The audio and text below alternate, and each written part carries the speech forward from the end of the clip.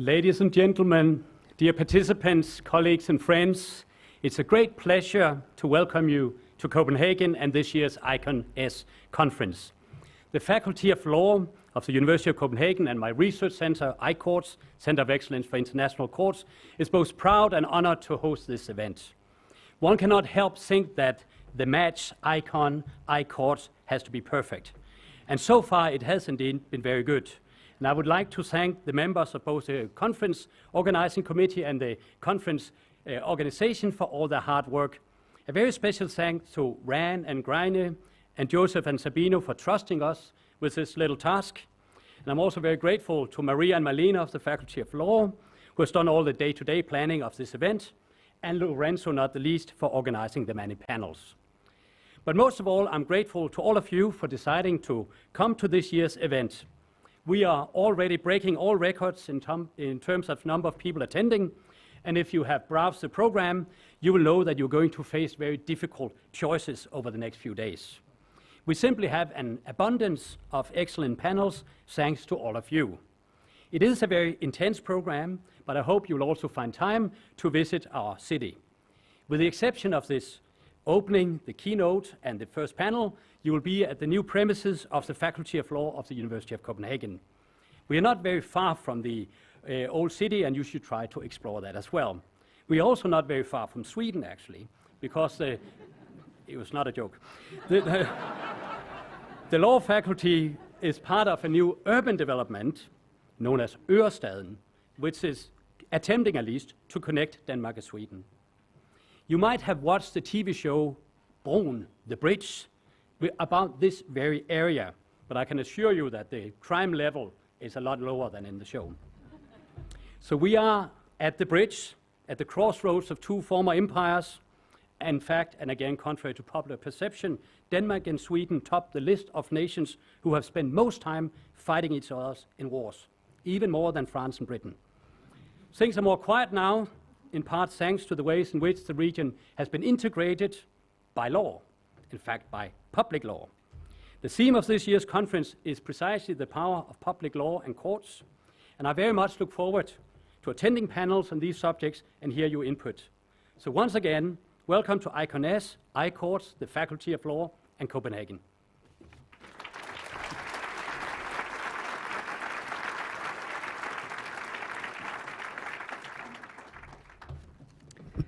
So good afternoon, everyone, and let me join our host, Mikael Madsen of iCourts, in welcoming you all here for the 4th Annual ICON Society Conference Meeting.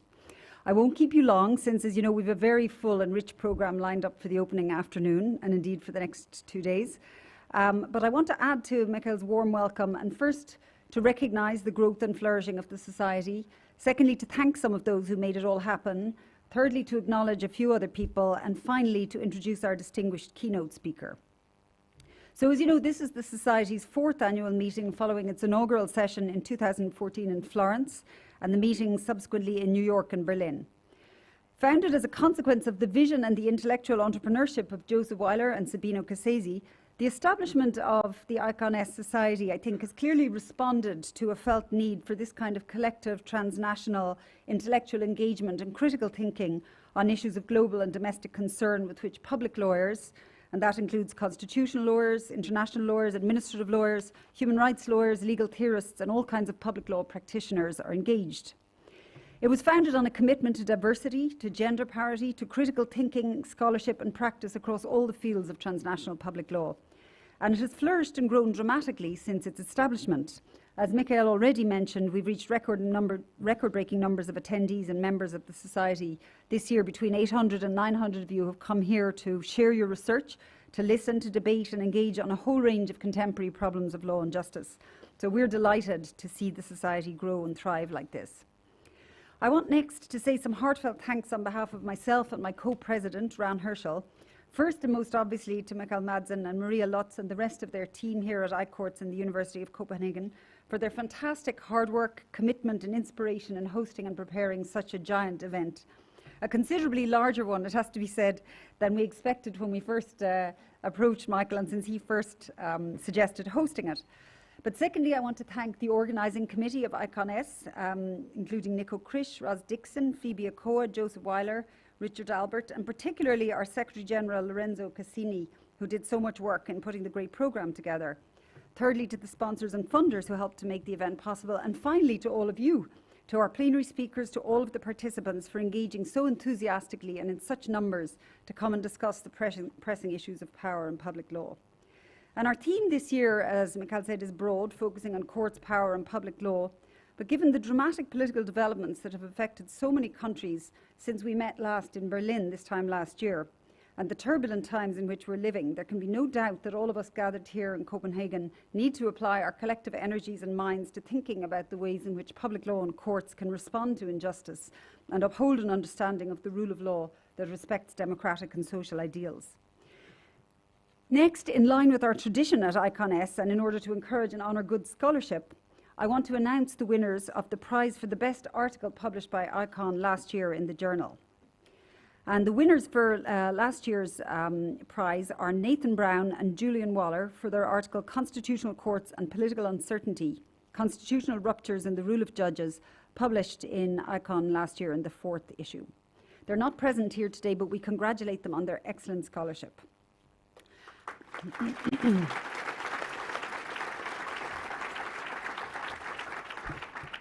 And before introducing our keynote speaker for today, I want to make mention here of the very recent and sad loss of a towering figure in the field of comparative constitutional law, my colleague at NYU and the founding editor of the ICON journal, Norman Dawson. What Norman managed to do and achieve during his life and career would take others 5 lives to achieve. He served as general counsel, later president of the ACLU, the American Council for Civil Liberties. He was chair of the Lawyers Committee for Human Rights, which later became Human Rights First. He founded the Arthur Garfield Hayes Civil Liberties Program at NYU and later the Hauser Global Law School there. And he was a central figure in building NYU Law School into the institution it is today with its twin commitments to public interest law and international legal studies. He was an incredibly distinguished and productive scholar of constitutional law, and I'm sure everyone here is familiar with his path-breaking casebook on comparative constitutional law and his immense influence in the field.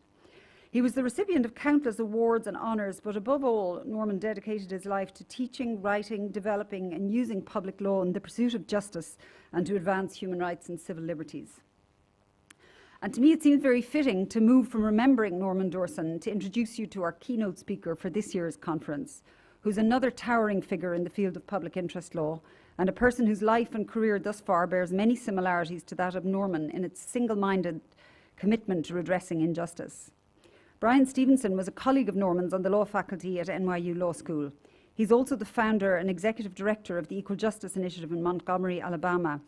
And he spent his career representing and advocating on behalf of the poor, the incarcerated, the condemned, and exposing and challenging racial bias in the US justice and penal system.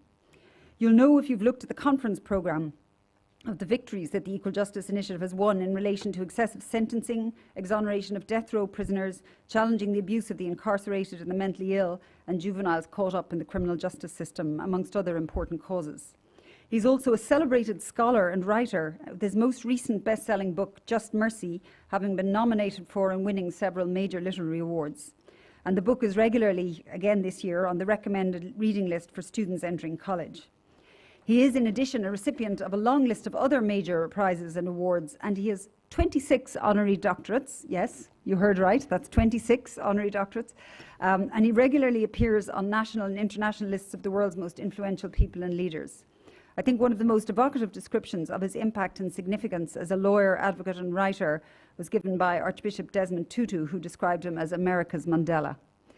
So let me conclude by saying what a great honour and a privilege it is for me to be able to introduce you to our keynote speaker for the 4th annual ICON-S conference, Professor Bryan Stevenson.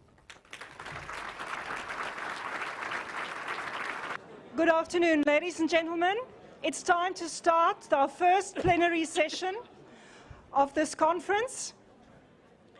And thank you. It gives me great pleasure to welcome you to the first plenary panel which will be dealing with global economic injustice. My name is Erika de Wet from the University of Pretoria and the University of Bonn, and I will be moderating the discussion this afternoon. As indicated in the program, we have three illustrious speakers on our panel who need no introduction to any of us in the room, namely Professor Bhupinder Chimni from the Jawaharlal Nehru University in Delhi, Professor Katarina Pistol from Columbia University, and Professor Joseph Weiler from New York University. Our speakers will speak in alphabetical order. So we will start with Professor Chimni, followed by Professor Pistol, and then Professor Weiler. Professor Chimni will address the multifaceted problem of global economic injustice. Professor Pistol will discuss the way in which global money is legally and hierarchically constructed and structured, while Professor Weiler will comment on the current turn against the key global regulatory regimes, such as the WTO, NAFTA, TTIP, and others. We have agreed that each speaker will stick to 15 minutes maximum, so that we have sufficient time for a robust debate amongst our panelists, and also still have time to take some questions from the floor. So without any further delay, I am now turning the floor and the microphone to Professor Chimni.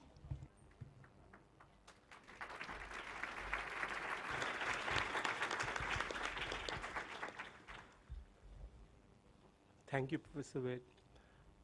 At the outset, I must say it's a privilege to be a part of this panel, and I'm of course delighted to be here in Copenhagen.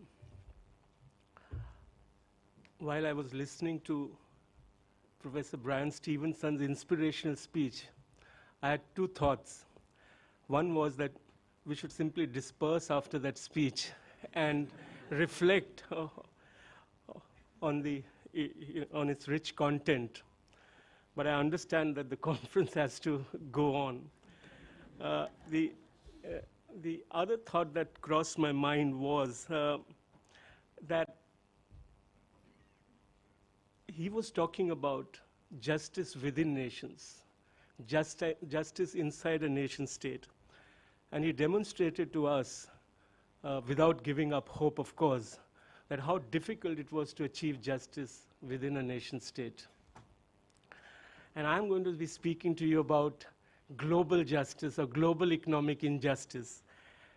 And I felt that it was so much more difficult even to talk about global economic injustice, leave aside trying to reach a resolution on the problem. Because the very idea of justice is a captive to what I call what is called methodological nationalism, that it is not believed by many that we should be even talking about justice beyond borders. The justice as an idea, as a concept, is applicable primarily to the nation state. And the second thing that came to my mind, that if what Professor Stevenson was suggesting, that we need to be proximate to the victim, to the oppressed people, to the marginalized people, and he was talking again in the context of the nation state, how much more difficult it would be to imagine the suffering of the marginalized and oppressed who are at great, at least physical distance from those who are oppressing them. But I agreed with him entirely that all of us need to address the problem of injustice, whether within nations or across nations. And it is in that spirit that I'm going to spend the next 15 minutes trying to map out some of the key issues involved in discussing the problem of global economic injustice. To begin with, I'll define what global economic injustice is, and then go out to raise a number of questions that we as an academic community, those of us in the academia, need to address, need to grapple with, and then speak to 2 or 3 of those questions in whatever's left of the 15 minutes that I have. To turn to the definition of global economic injustice, I've broadly defined it as a set of unjustified and unfair outcomes that can be traced to flawed structures, laws, institutions, and practices that constitute the world economy or international economic relations. To me personally, it essentially means the dominance and economic exploitation of weak nations and classes by dominant nations and classes. The evidence for this in contemporary times can be found in the area of trade, technology, investment, and financial relations, among others. But historically speaking, the modern phenomenon of global economic justice, and Professor Stevenson reminded us to think historically, that the modern phenomenon of global economic injustice can be traced back to the workings of global capitalism since the 16th century, giving rise to a colonial world economy. The epoch of colonialism, as we all know, was succeeded by neocolonialism and what now I call global imperialism, that is neocolonial exploitation of weak economies in the era of accelerated globalization. How do we address the problem of global economic injustice? In my view, in order to understand and grapple with the problem of global economic injustice between nations and classes, consideration needs to be given to several dimensions of the problem, each of which is closely interconnected with the other. I need to map out these questions because I find in the literature it is not enough to give evidence of the suffering of people across the world. It is not enough to show how the marginalized are suffering because of the policies and laws initiated at the behest of powerful nations and classes. You are confronted with a whole range of academic arguments which you need to work with if you're going to be able to persuade at least the academic community that there's a need for pursuing global economic justice. I'll mention 8 questions that struck me as needing some amount of attention. First, of course, what is the evidence for the claim that the current liberal global economic order is an unjust order? That claim itself is questioned, as all of you who are working in around this area would be familiar with. It is said the fact that millions of people have been lifted out of poverty in recent decades, especially in China and India, my own country, arguably demonstrates that it is perhaps the most just order in history, the current liberal economic order. A second question, is economic injustice within nations the doings of the internal order, or is it to be primarily attributed to global arrangements constituted by particular laws, institutions, and practices? Third, even if economic injustice within nations can be traced to global arrangements, the question remains whether it is the duty of international community of states, especially the wealthier states, to address them in the absence of a global demos. It's argued that in the absence of a global demos, the obligations of the international community of states are peripheral. Fourth, in realizing the goal of global economic justice, should emphasis be placed on performance of positive or negative duties by the international community of states? I myself argue for negative duties, which requires the current structures of laws and institutions to be reformed. Fifth, what are the practical measures? It's good to talk about global economic justice, but what are the practical measures that can be taken to realize the goal of global economic justice? What should be the essential aim of these measures? All of these are contested. All of this is contested ground. Sixth, which are the major social forces that can help realize the goal of global economic justice? And along with this, should the principal site of opposition and struggle to dominant economic forces be the nation state or the global arena? There is a divide even within the left as to which should be the principal site of struggle, the nation state or the global arena. For example, Hart and Negri have argued famously that nation state can no longer be the site of struggle against what I call imperialism. So that again is a contested ground. Seventh, what is the role of lawyers, all of us, in the progressive transformation of global laws, institutions, and practices? I don't really need to speak to this any longer after Professor Stevenson's inspirational speech. Finally, which vision, and to me this is critical, which vision of the future global order best supports legal and institutional arrangements that promote global economic justice? To put it starkly, can reforms be introduced in the current global capitalist order for achieving global economic justice, or do we need to think of serious structural reforms in the global capitalist system if we have to meaningfully speak about global economic justice? These are the 8 questions that confronted me, encountered me, as soon as I started thinking about global economic injustice. And I think we all need to address this. I'll speak to the first 3 questions.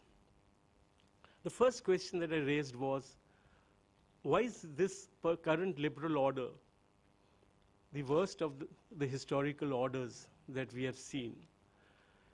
Now, the usual argument against this is that in terms of the number of global poor, even if we accept that millions of people have been lifted out of poverty in China and India, their numbers continue to be very, very large. According to conservative World Bank figures, in 2013, 767 million people lived in less than $1.90 a day. But this figure is down from 881 million in 2012. However, the figure of global poor would rise sharply if we counted people who lived on less than $2.50 a day. Not really much that we are talking about, $2.50 a day. You can imagine that. Then the figure goes up to 2.7 billion people.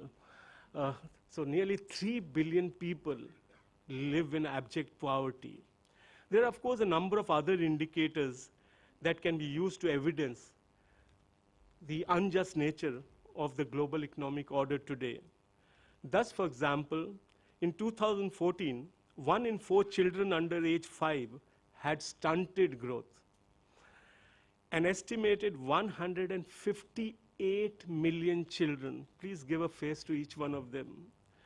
The available data also shows that nearly 1.1 billion people are today living without electricity or with water scarcity, impacting nearly twice that number. Nearly 2.5 billion people are impacted by the absence of water, electricity, essential services.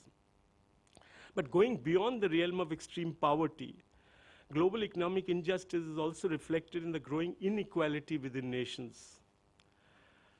Thomas Piketty, in his famous Capital in the book, Capital in the 21st Century, and Joseph Stiglitz, in his work, The Great Divide, document and address this problem. The global class divide can be seen from the fact, and this is startling, but we read this routinely, 8 men in the world are reported to own the same wealth as 3.6 billion people. No women here, please note. In fact, there's now a growing literature that on the emergence of a transnational capitalist class that gains by the global integration process at the expense of the transnational oppressed classes. The reason I mention this is that if you take the top 50 richest people in the world, many from China and India would figure with it. So it's no longer very useful to talk only about the north-side divide, but also talk about the global class divide between the wealthiest and the poorest, whether in the developing world or in the advanced capitalist world. I'm told I'm left with 3 minutes. So here are the other 2 questions I wanted to address. One is that as soon as you talk about this inequality, global inequality, we are told, as I mentioned at the outset, that these are for reasons primarily internal. It is the developing, the poor world or the weak economies simply can't get their act together. This is what John Rawls argues in The Law of Peoples when he speaks of the virtues of Western liberal democracies as an explanation, among other things, for there being wealthy nations. But as Shaila Ben-Habib has pointed out in response, and I quote this because this echoes something that Professor Stevenson said, but Shaila Ben-Habib points out in response that in Rawls's account, the plunder of Africa by all Western societies is not mentioned even once, that in his account. The global character of the African slave trade and its contribution to the accumulation of capitalist wealth in the United States and Caribbean basin are barely recalled. The colonization of America disappears from view, and it is as if the British never dominated India and exploited its riches. So such is the idea of justice that John Rawls advanced. Since I have no time, I'm not getting into details of this. The final question that I wish to mention is that imperialism is not a thing of the past. It is an ongoing phenomenon, as I said. And this imperialism can be seen in several dimensions of the working of the global economy. The final question that Professor Chimney, take 5 minutes of my time so that you can finish your argument. I'm serious. The third question that, thank you, Professor. That's justice. Wait till I speak. Yeah, the final questions was that in the absence, the third question I wanted was that the absence of a global demos, any talk of global justice is not justified. For example, Robert Cohen and others have pointed out that that only a thin, that in the absence of a strong or a thick concept of society at the global level, we can't be speaking about global justice or global economic justice. The argument I make out, which I won't spell out, is that there are different kinds of demoses, as if it were. And we can speak about the thick sense of global demos and the thin sense of global demos. And I go on to argue that in the thin sense, a global demos already exists because of the structured interdependence between peoples and nations of the world. So that this argument that unless we have a global citizen in place or a global state in place, we cannot speak of global justice is simply not acceptable.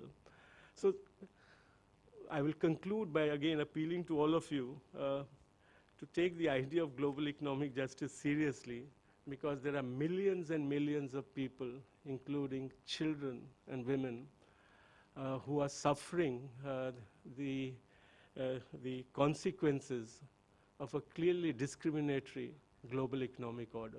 Thank you very much.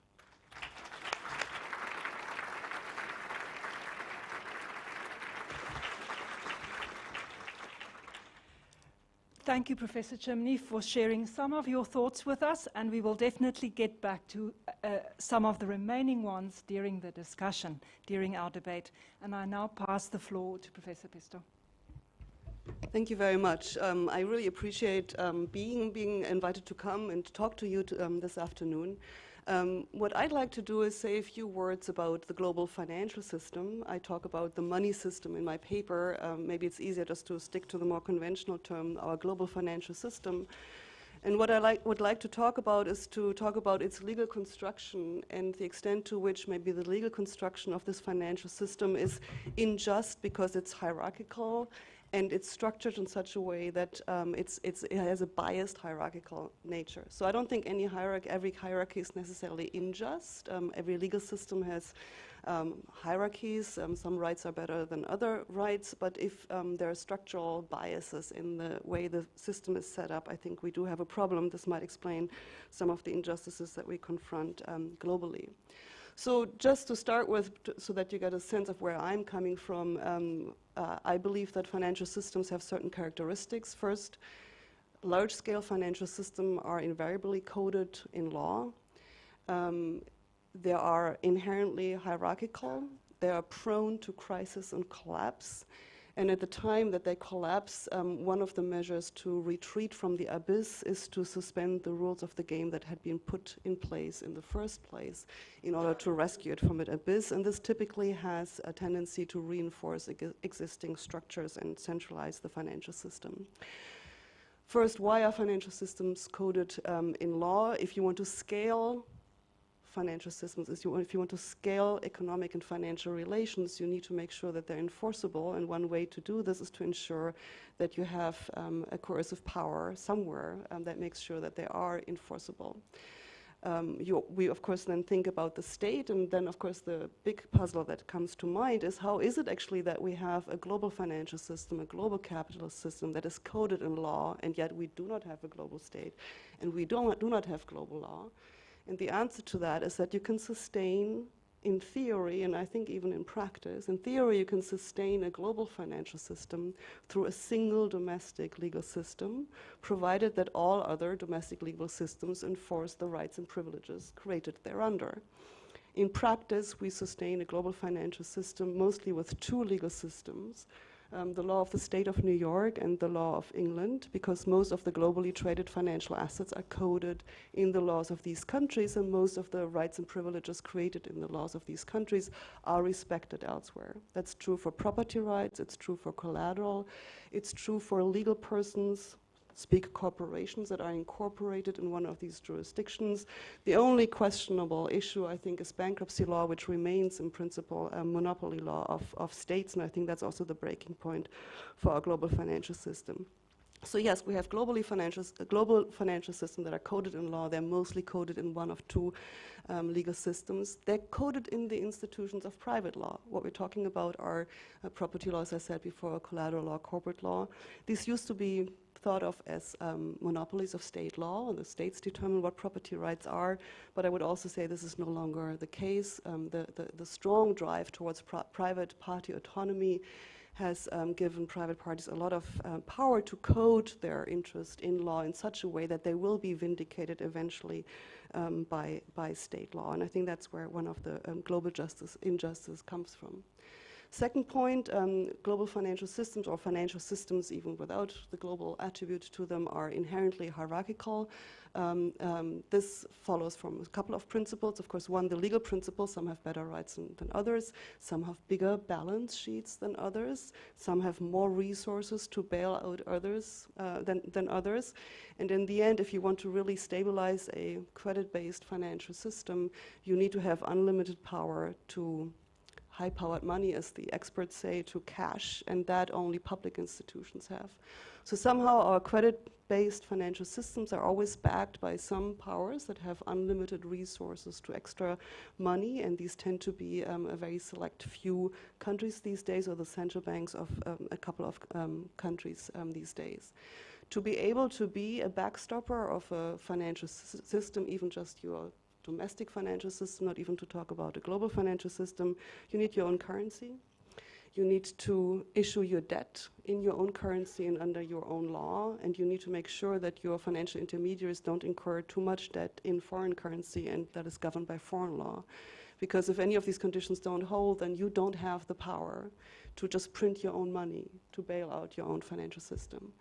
And so you get a steeply hierarchical global financial system. We've seen this play out in the global financial crisis with the US Federal Reserve as our global central bank at the very top of the system, and then followed by the English central bank, the Swiss central bank, the Japanese central bank, the Canadian, and the ECB. And of course, the ECB itself is a basket case.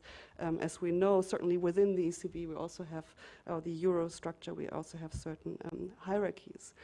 So when push comes to shove, so financial systems are hierarchical, I should just go through my different points. The third point is that financial systems are inherently unstable, which explains why we're so dependent on backstops once in a while.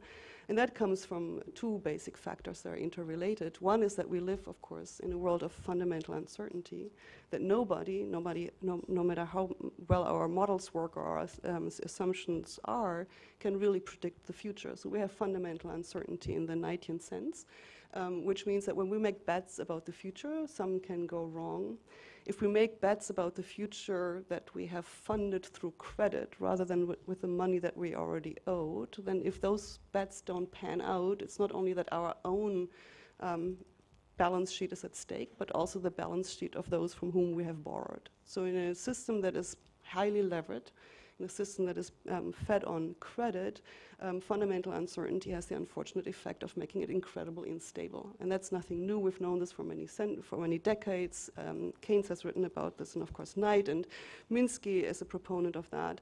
But if you think now about the intersection of a system that is legally coded and prone to collapse, then you can also see that sometimes the legal coding can accelerate the collapse, because in order to make credible commitments on a highly scaled financial system, you make very credible commitments. You put a lot of pressure on your contracting party to fulfill their side. And if things really go wrong, then you have a self-reinforcing effect of a global financial system to bring itself to the abyss as everybody's trying to enforce their rights and their claims. From there, you can retreat by suspending the full force of the law. And of course, there's one definition of sovereignty by Carl Schmitt, whom I usually do not quote, but he said sort of you see who's the sovereign, or the sovereign is who can call the state of emergency, right? So who then decides that we just push aside the rules of the game and we just give liquidity where no liquidity is owed, or we bail out those who have to be bailed out. And the mandate then in that situation is typically to bail out those who are indispensable for the survival of the system. And that's, of course, what gives us, in the colloquial terms, the too big to fail and the too interdependent to fail, that typically then enjoy the largest of the central banks, which then reinforces the financial system. So I think it's not sort of surprising in general that we see that finance is highly concentrated in a couple of global financial centers. London and New York, of course, come to mind. There are a couple of others that are trying to compete, but haven't quite yet. Of course, all the lawyers are there as well, because that's how the financial assets are being coded. You need the lawyers to do so. And the global central bank, as I said before, is the Fed, closely followed by the UK.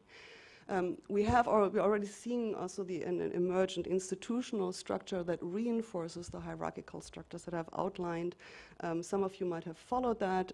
In the context of the global financial crisis, the US Fed started with this, but a couple of other central banks followed. They gave swap lines to other central banks so that they would have unlimited resources to US dollars, right? Or the Fed in turn to British pounds or euros or Japanese yen.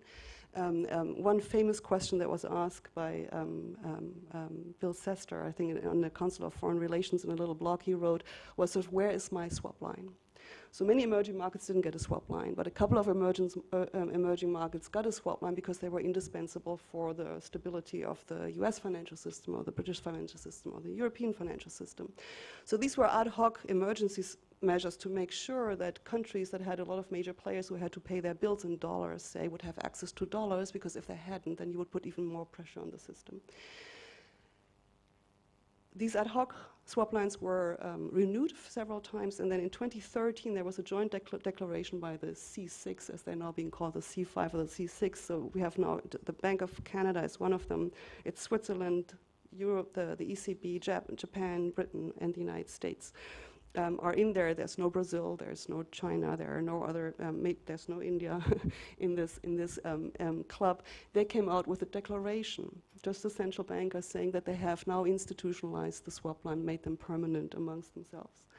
So in the next global financial crisis that undoubtedly will come at some point, you can see already and predict, I think, how the dynamic will be unfolding. You will know that those who have already permanent swap line and the entities that have access to these central banks that are part of that network will have more liquidity in the relevant currencies than everybody else. So we will see the crisis unfold from the periphery towards the center, and the center being relatively stable because it already has been institutionalized in this particular fashion. So You see the same dynamics internally within domestic systems. You see it at the global stage. And I think this particular setup is puzzling, not only because central banks went out and just declared that without legislative backing. They just decided that this was part of their authority of stabilizing their own currencies and within their own mandate, but it's of course also the usual club in many ways, and why Canada, not Brazil, sort of befuddles people when you just think about the relative importance and size of these various economies. Long story short, so just the couple of points I really wanted to make is that we have, I think, an institutionally structured global financial system that benefits from being coded in private law, which is typically outside the purview and close scrutiny of many lawyers. You don't know many of these instruments that we're talking about. Many of the derivatives, even those derivatives that the central banks have bought, when you go to the central banks and ask them for the contracts, they tell you to go to the lawyers because they don't have the contract. They just have the digital entry about the assets that they are trading, but not necessarily the legal rights and duties that are being attached to them. As you know, many of the assets that were traded before the global financial crisis were OTC, over-the-counter derivatives that were not traded on exchanges, but even others, it's difficult to get precise information about what is being traded. And of course, the private law institutions that I mentioned before, they have this peculiar characteristic that on the one hand, they are designed so that they will be enforceable in law, and on the other hand, they're remarkably malleable in the hands of sophisticated lawyers to create assets and institutions that can take advantage of the regulatory arbitrage that exists because we have multiple legal systems in the world. And I think they can take advantage of the fact that public entities, the states that we so much count on for creating global justice, that they have a hard time cooperating and coordinating.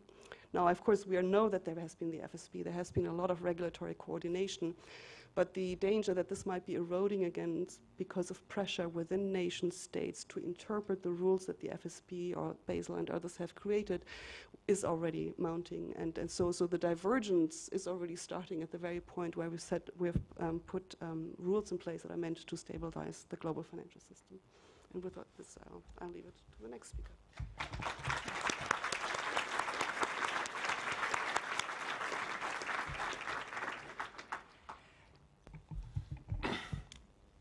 I was invited to be on this panel to be the black sheep. It was hard to find somebody else, so they said, you have to be, and I've dressed accordingly. Now, there's no argument that it's just terrible and unacceptable, the kind of data that Professor Chimney gave us. There's no excuse for 800 million children growing up stunted. And there's no comfort in saying that from 2012 to 2013, 112 million people doubled their income from $1 to $2 a day. And I would not like what I'm about to say to be interpreted as trying to whitewash or to justify what is palpable and unacceptable injustice. But what I do want to say is that with the commitment to social justice and with the frustration at this, that very often the reaction, in my view, is painting with too broad a brush and ending up throwing out the baby with the bathwater. Yes, maybe that the only real solution would be some kind of radical restructuring of the system, which would only happen with some form of revolution.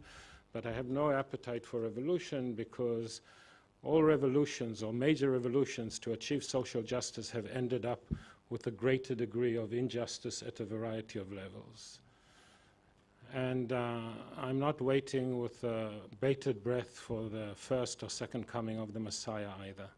So one has to deal with the situation, and to deal with the situation in a modulated way and to really pinpoint where the injustice is and where the improvement of the structure is. It's a little bit, I would say to you, Professor Chimney, it's an unsatisfactory structure of international economic governance we have, but it reminds me of democracy, which is always imperfect, and always the powerful end up on top and the disempowered end up on the bottom, but I'm not aware of any other system other than a revolutionary radical change, which would be less imperfect than the one we have. So let me, changing from my prepared notes, to try and address some of the points you raised, and then maybe we can have some exchange. So I take the issue of, is it global or is it domestic? It's a bit of some, but the part that is domestic is meaningful, and not in the Rawlsian way, or the way you attribute it to Rawls that you mentioned. I take a country, let's compare the United States and Holland. Why do I compare the United States and Holland? Because on the one hand, they are both subject to the same structural regime of trade. They are part, the United States, of NAFTA, Holland of the European Union. They are both card-carrying members of the WTO. So there's a structural similarity in the way they conduct their international economic relations. And on the other hand, the United States is one of the countries with the highest Gini factor of all, and Holland is one of the countries with the lowest Gini factors of all. Both of them benefited in aggregate welfare from the international economic structure. The cake in both of them became richer. The difference is how they distribute the cake internally, through systems of progressive taxation and social services in Holland, and a very different system of taxation and social services in the United States. So here is an example, which is not to say just blame the internal situation. I'll get to Africa if I have time. That's important. But it really does make a system. In some profound sense, Chile is an example, Taiwan is an example, Korea is an example. Opening up to trade has absolutely increased aggregate welfare, but where they really differ is what they do with that aggregate welfare, how they redistribute it internally, what kind of system of internal justice they have. Point number two, let's look at the WTO, because our tendency is we are uncomfortable, or worse, we are disgusted with international economic injustice, and I'm not saying, oh, it's not so bad, it's okay.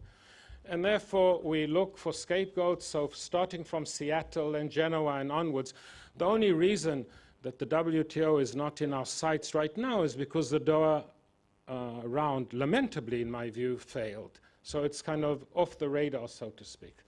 What's the great achievement of the WTO in terms of economic justice? Now here, it might surprise you, I agree with you. In class number 1, when I teach international trade, I say nations do not trade.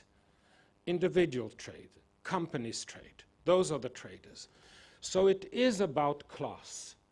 It's not about nations. It's about class. And the way class in trade manipulates the trading system is through special interest capture. That they manipulate internal rules, etc., through special interest capture. The great achievement, far from perfect, of the WTO is that it has decreased substantially the possibility of special interest capture within the political economy of states. And that is a big achievement.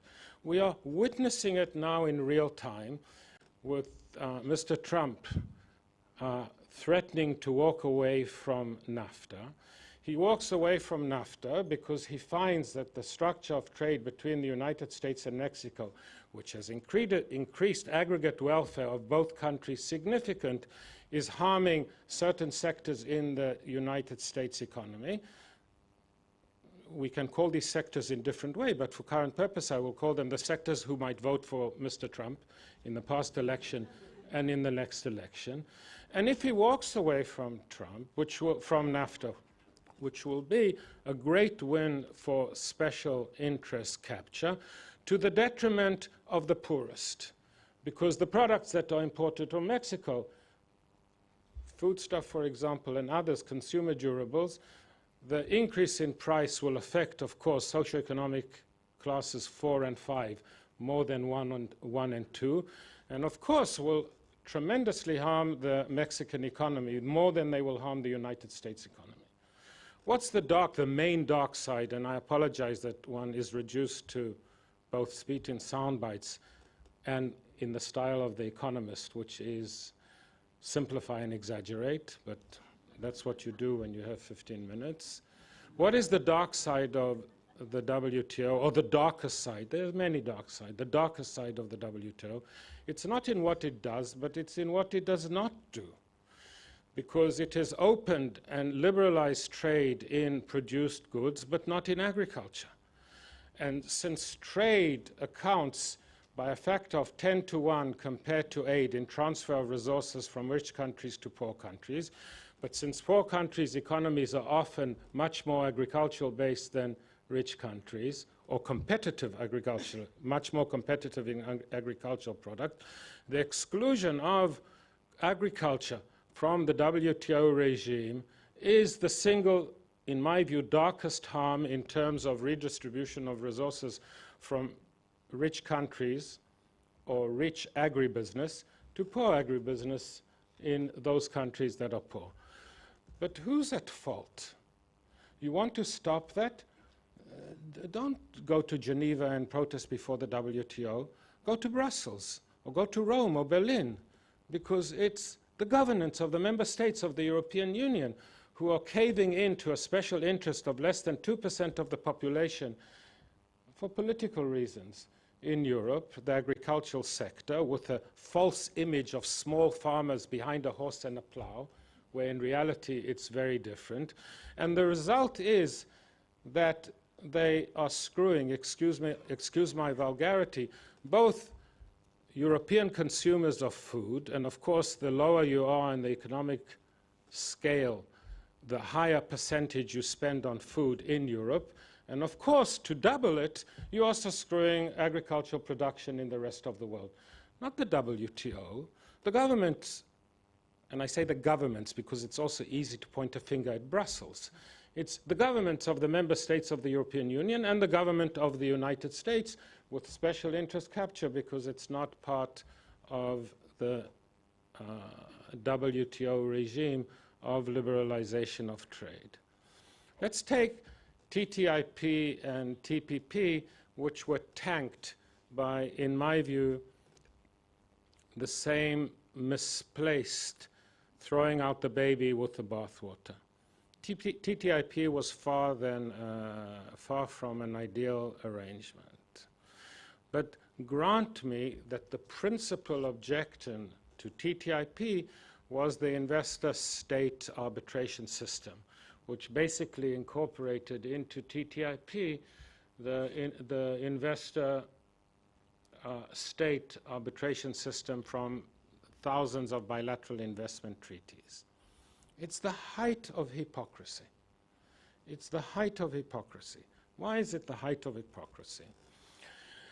Because all European countries, and the objections came mostly from Europe, all European countries are signatories to hundreds of bilateral investment treaties. All the bilateral investment treaties to which they are signatories have exactly the same structure of investor-state arbitration as was the model for the TTIP. And in around the 1,000 of arbitrations, investment arbitrations that have taken place in the last 3 or 4 decades, the heaviest user were Europeans, were European companies.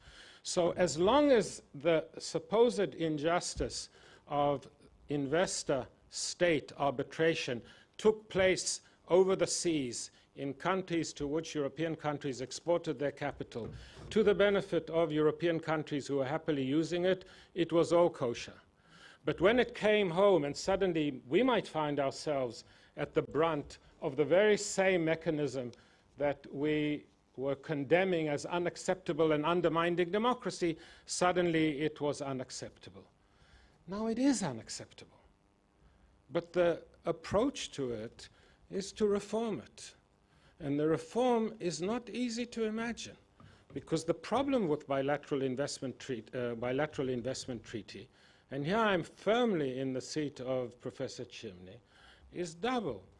They were not negotiated at arm's length, so they clearly favor the capital exporting countries. Shockingly, and here NAFTA is a wonderful example, because NAFTA has a trade component, has an investment component. When you look in the trade component, which borrowed from the GATT and from a whole range of regional trade agreements. In addition, or to modulate or to compensate for the problems of free trade, you have a long list of exceptions for public health, for public morality, for environmental protection, etc.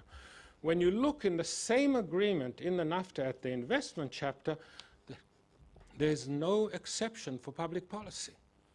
There is no exception for public policy.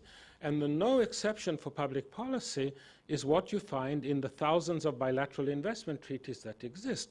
That needs to be changed. That's unacceptable. How can you have an investment regime where the capital importing country cannot plead when it interferes with the investment, social justice, public morality, environmental protection, and everything that you find in trade regime? And that needs to be corrected. And the second big problem with the investment arbitration world are the arbitrators. They come from the private sector for the most part. They are conditioned by their experience in the private sector. They are convinced that the telos of investment arbitration is to protect the investor. And the results are for us to see. But it's good to have investment arbitration. It's good to protect their rights and also to hold them to justice. All you need to do is a different set of judges. That was so. I could go on. She has given me graciously 3 minutes, but you see the direction that I'm going. And the direction that I'm going is to say, if the question is there global injustice? It is, it's appalling, it's unacceptable. If we set our sights at some revolutionary scheme to change the whole international economy, I'm not in that game. If we look carefully, we will see that there's an uncomfortable, if you want, mixture of improvement and deterioration. And the way to address it, and in my view, in addition to, as lawyers working passionately for justice, it is also working dispassionately, scholastically, identifying with precision what is not good and trying to modify that. Thank you.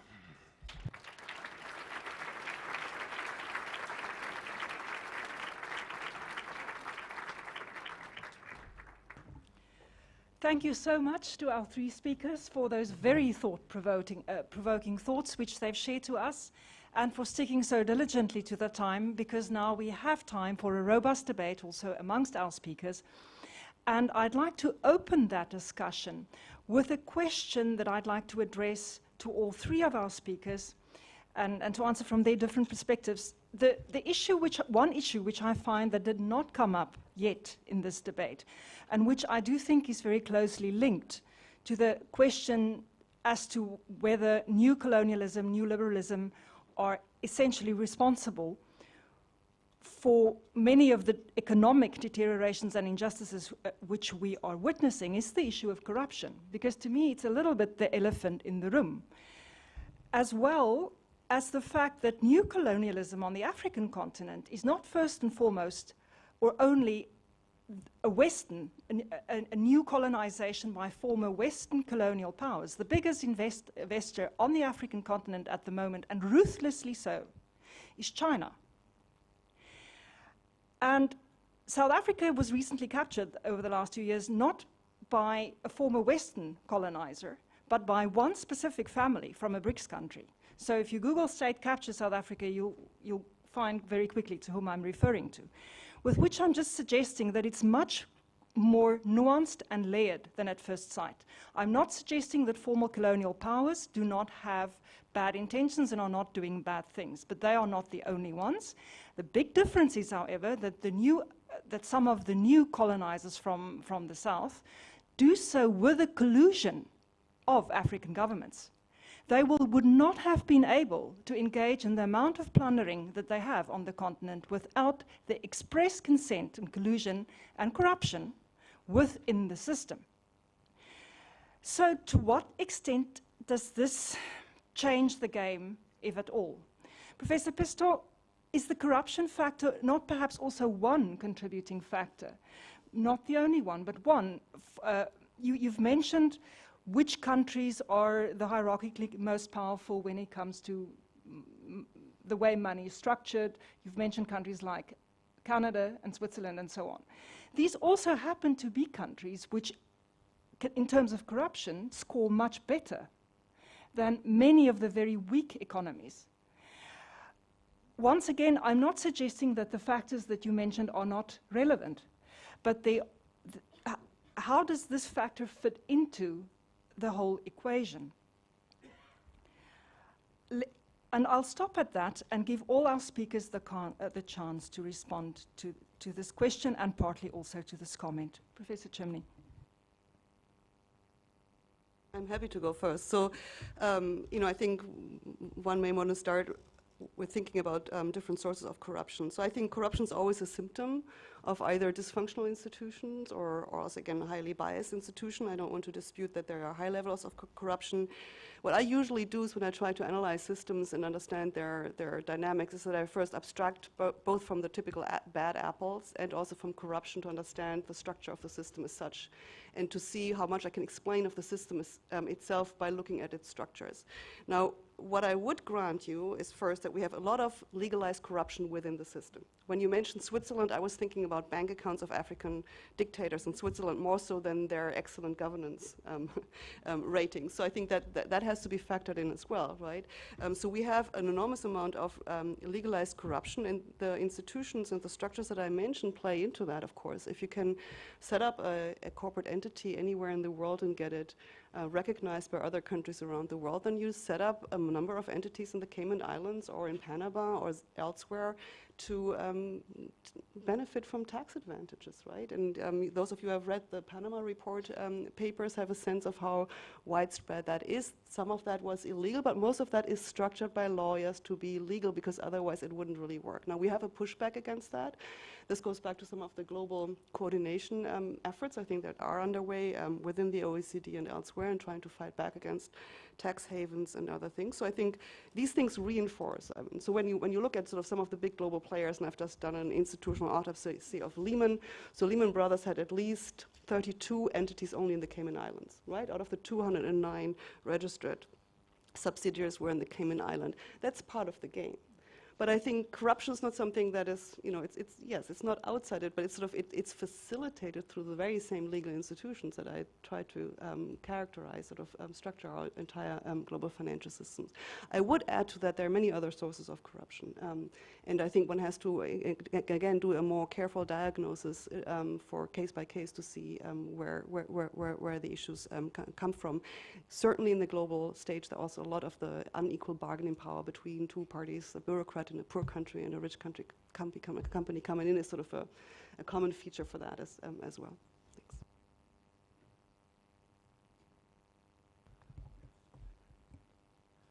Yeah, I really don't have much to add to what Professor Pistorius said.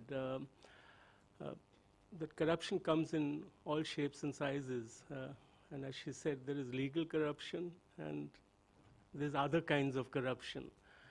And so legal corruption is often not on the radar at all, whereas unlawful corruption, if that's the word, is always the target of critique. And we haven't even begun to think about the idea of political corruption. There are nations in the world where you cannot really fight elections unless you're very, very wealthy, and that citizens simply can't participate in the democratic process. So in other words, my sense is if you think about different kinds of corruption, then at different levels, you will find them in every nation state in the world. There is no state in the world that I know of where there is no corruption of one kind or another. Somewhere it is political corruption, somewhere it's economic corruption. Where there is economic corruption, we need to identify the beneficiaries of that corruption. It is true that the political class inside the developing countries are corrupt, but often the beneficiaries of that corruption can be foreign corporations, foreign states. And therefore, my sense is that corruption is a symptom of the problem, but it's not the problem. It's a manifestation of structural inequalities within the system.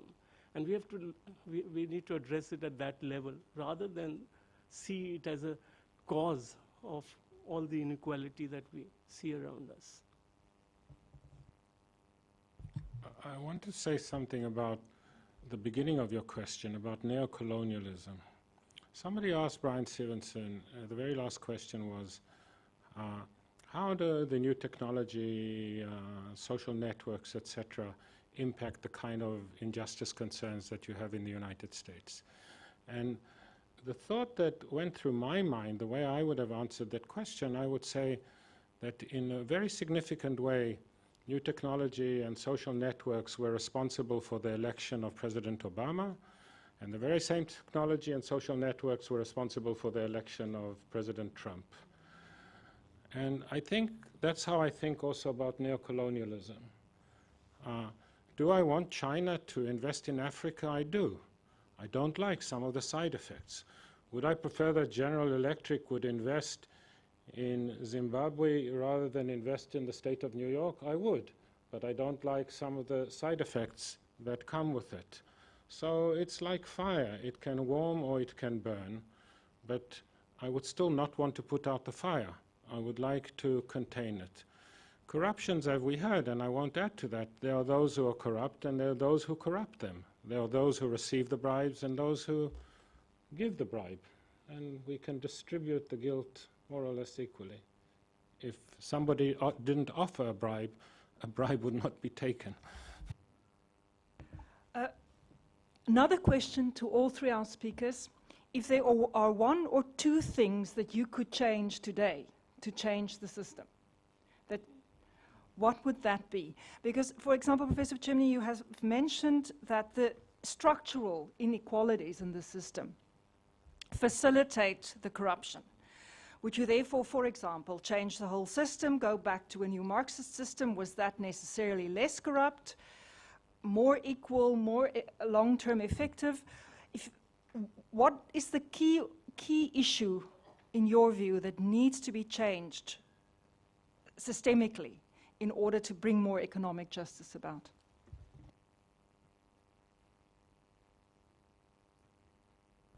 Yeah, two short remarks. Firstly, of course, I'm not proposing there be a global revolution. At my age, you don't propose such things that you won't live to see. But I am proposing structural reforms to the capitalist system. Now, we could discuss this till cows come home. What is the structural reform? But I'm persuaded by people like Stiglitz or Piketty, who suggest in their work that you don't have to choose between freedom and fairness and equality, that you can have both, if only if you follow prudent economic policies. And I'm willing to give that a chance. As to the history of capitalism and socialism, that's a long debate. My sense is that there has been as much violence, or maybe more, on one side than on the other side.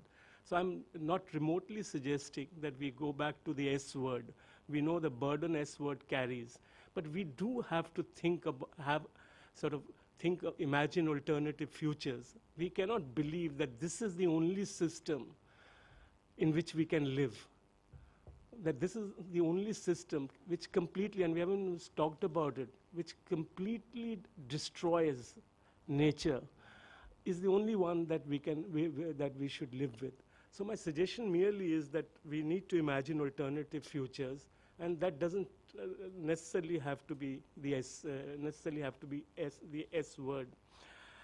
What is the immediate changes I would suggest? To me, the most important problem for weak economy is that in the last 3 decades, they have lost an enormous amount of policy space. That is, these countries cannot do in terms of policy or legislation what the developed countries could do for centuries. Whether you take intellectual property rights regime, whether you take the investment regime, whether you take the trade regime, you take the technology regime, you take any regime the space, the policy space that the developing countries have got today has become very, very constrained. So the first, so if you ask me for a single policy suggestion, I would say that we need to reform the existing international legal regime and international institutions to enlarge the policy space that is available to them, and then we can, from that point, proceed also to answer the question about what stops the internal distribution of resources in countries which are developing, which are growing, or known as the emerging powers like India and China. What's gone wrong there? That's something that we can debate. But policy space enlargement, to me, is the central issue here and now.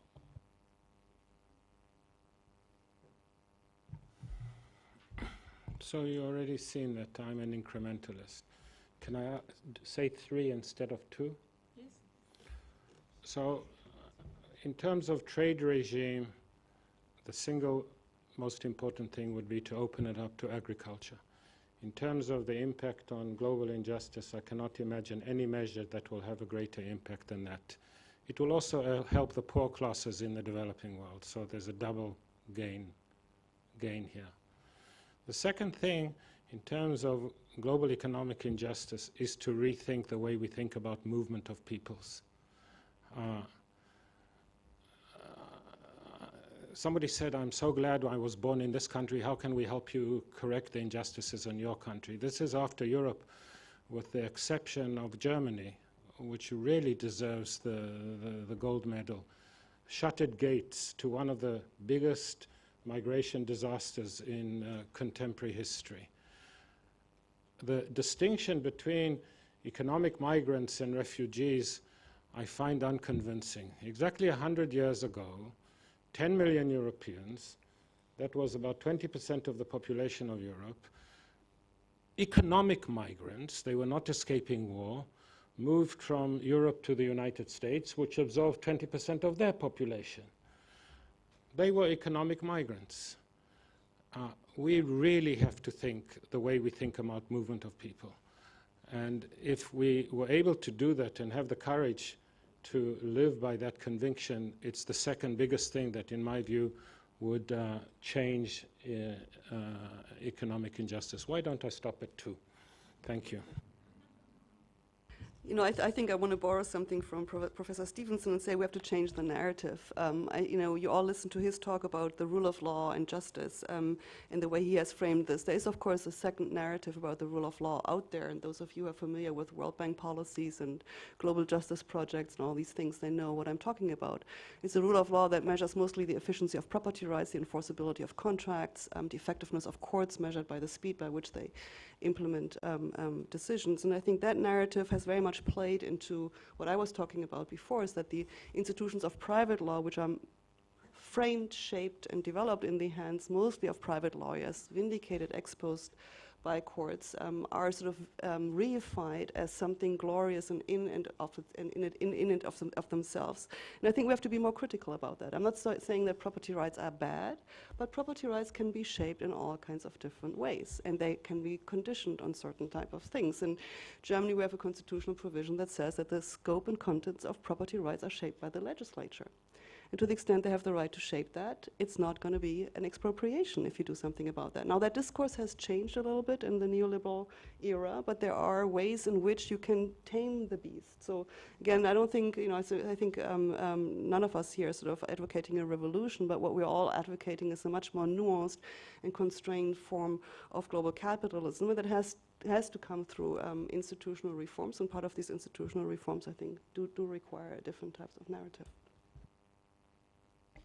Professor Chemney, would you like to suggest make one more suggestion for change before I turn to the floor and collect some questions for our audience? I'll simply adopt the 3 suggestions my fellow panelists have given. I endorse all of them. This is becoming too Yes. Now, ladies and gentlemen, we have still a good 20 minutes or so for some robust arguments from the floor, and I can already see a few hands. Now, we have a system here in place in the hope that we can accommodate as many questions as possible. Now, you see there are 3 individuals. There are now 2. Where's the young gentleman? There's a third one with microphones. Okay, so they will, please make sure you have the microphone. Please tell us who you are. And tell us whom you are addressing your question to, because I'm going to collect 2 or 3 questions at a time and then get back to our speakers, and then we'll take another round. And so please be clear and concise so that we can accommodate as many questions as possible. There's a gentleman here.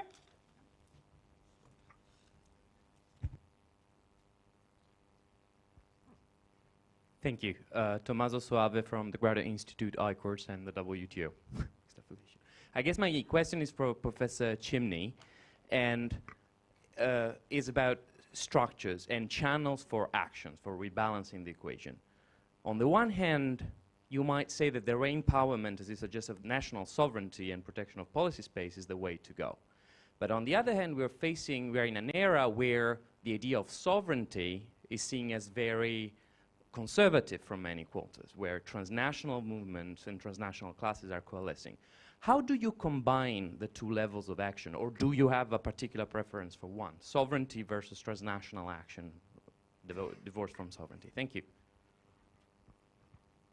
There's a question over there, the lady with the white shirt. Yeah. Thank you. Hi, I'm Fernanda Farina from the University of Oxford. I'm going to ask a question for the whole panel, which is related to the first question that was asked about corruption. So it's a question that I have about how to get away from these systems, the institutions that are corrupt or that are broken. How do we get away from that? How do we make the reforms that we need to correct them while the powerful are the ones who are broken? How do we make the reforms when they are the one who have to implement those reforms?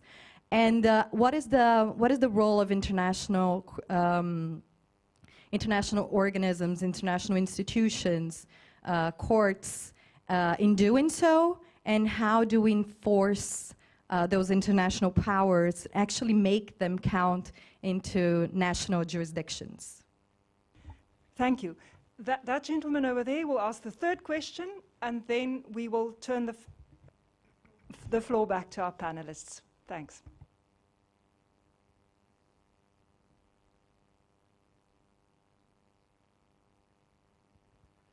Hello. James Folks, straddling the North-South divide as a South African at the University of Munster. And I should preface this question by acknowledging that the global distribution of knowledge about this topic has been very unequal in my direction. But I would like to ask a question to all of the panelists, which is to follow, if Professor Weiler has told us to look more at national systems, to what extent we would drill down even further to talk about national courts.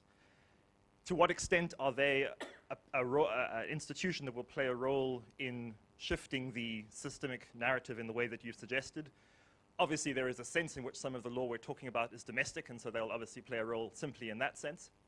But is, for example, the changing way in which courts would enforce something like property rights a way to change the narrative? Or are domestic courts somewhat of an outdated institution in terms of their jurisdiction in this area or topic at least? Thank you.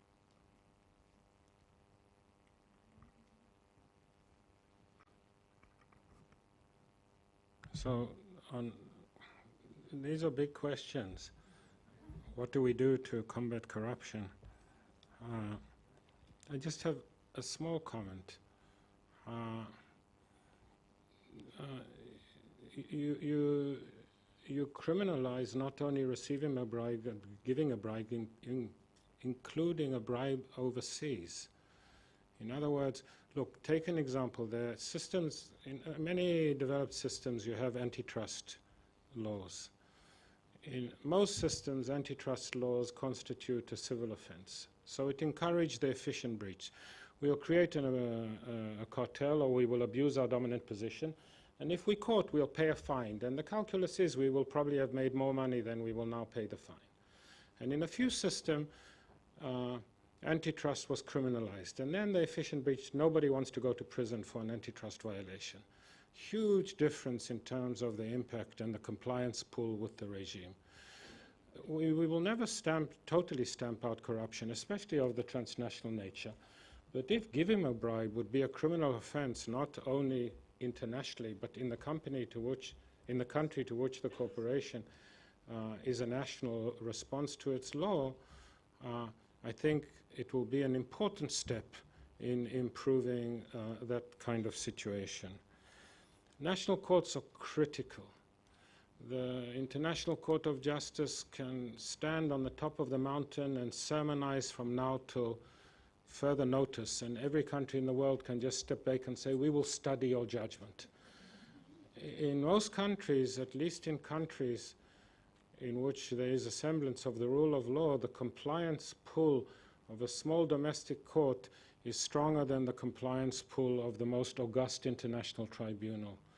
So if at the normative and legislative and regulatory level the regime is transnational, its real most efficient implementation will be through domestic courts. So my intuition is the opposite of yours, not outmoded, but ever more important. Thank you. Maybe let me try to answer in the reverse order, starting with the courts. I think I think the greatest challenge for national courts is that we are eroding their scope of cases through private arbitration. And we talked about the bilateral investment treaties, the investment state dispute, but we have also a lot of private arbitration.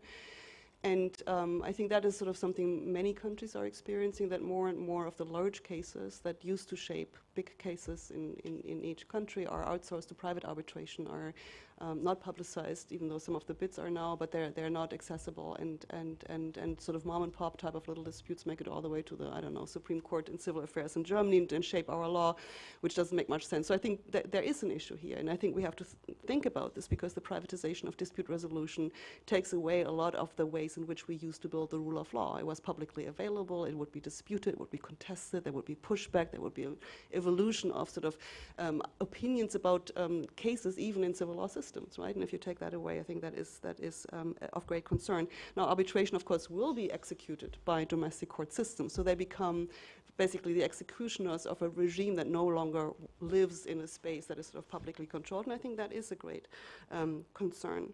In terms of how do we move away of reform institutions that serve the powerful...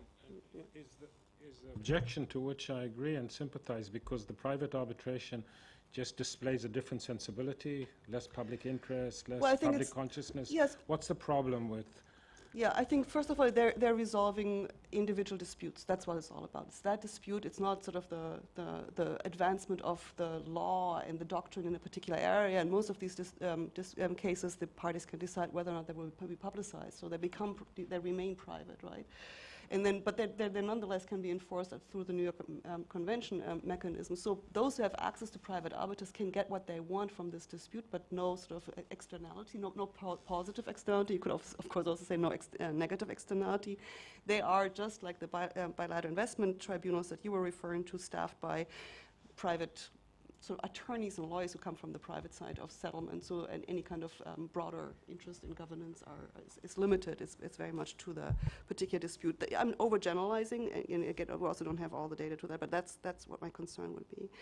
In terms of how to reform institutions as the powerful maybe stand in the way, I mean, the one thing that I wanted to say, and maybe I should have stressed far more, is that, you know, our global financial system is as dependent on the law as, you know, people who are abused by justice system are actually dependent on the rule of law. They are dependent in many ways. Ultimately, the kind of legal structures that they create must be vindicated, or at least vindicatable.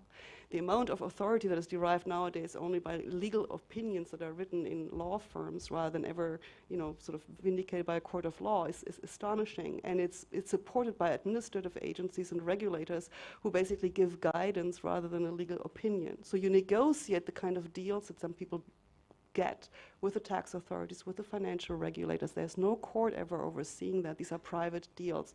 And I think if that's got to stop at some level. You can't, it might be efficient because it's faster, we can, you know, get through these transactions faster, but I think it's really eroding some of our basic principles of democratic self-governance. And then going back to how to stop corruption, there's a huge literature about how to go about some of these things. Transparency is brightest daylight is the best disinfectant, I think, is still one of them.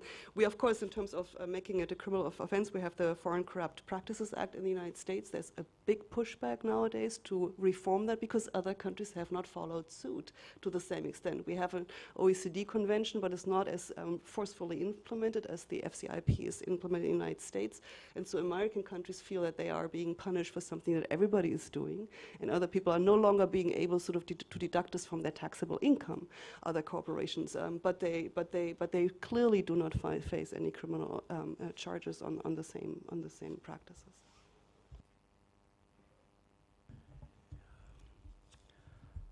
So let me take the other two sort of questions.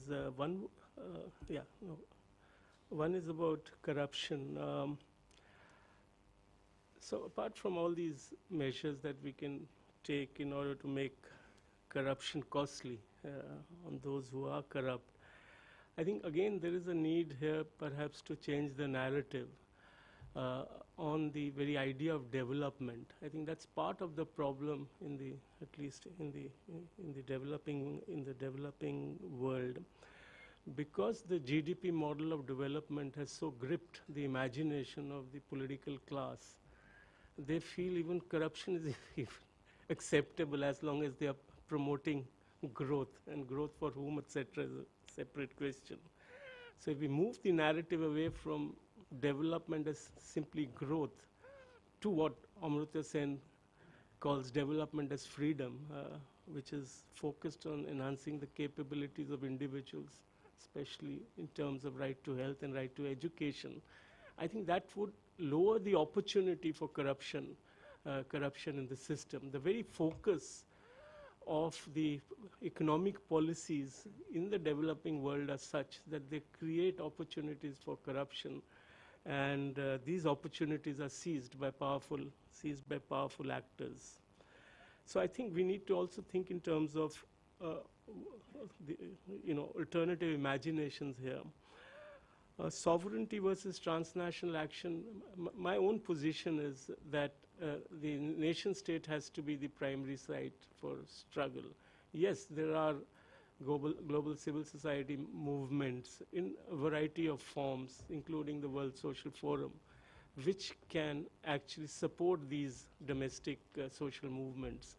But I can't imagine the global civil society movements bringing about any major transformation within nation states. Let's think of for instance, of land reforms in India, or land reforms in many countries, or bringing some modicum of welfare to the peasantry.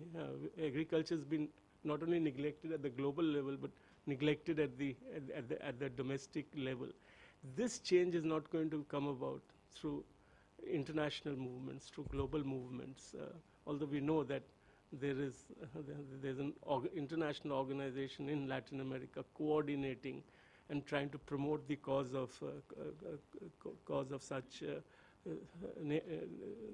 such national movements. So my own view is nation state has to be the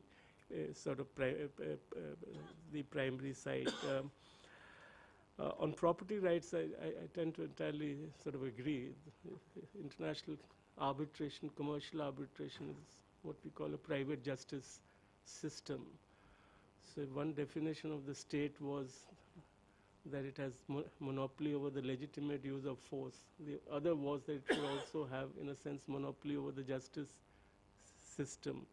And once you carve out spaces for some actors within the justice system, it is most likely to neglect public interests, and that is what is happening. And I think there's an emerging consensus on this. Consensus on this. So in short, there's a whole range of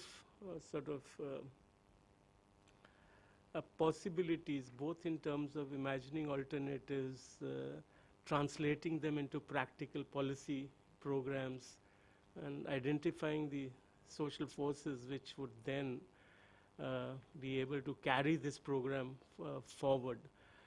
But my sense is that in the at least in the international law academia, there's very little attention paid to this by what I call the mainstream scholarship, and that's part of the problem.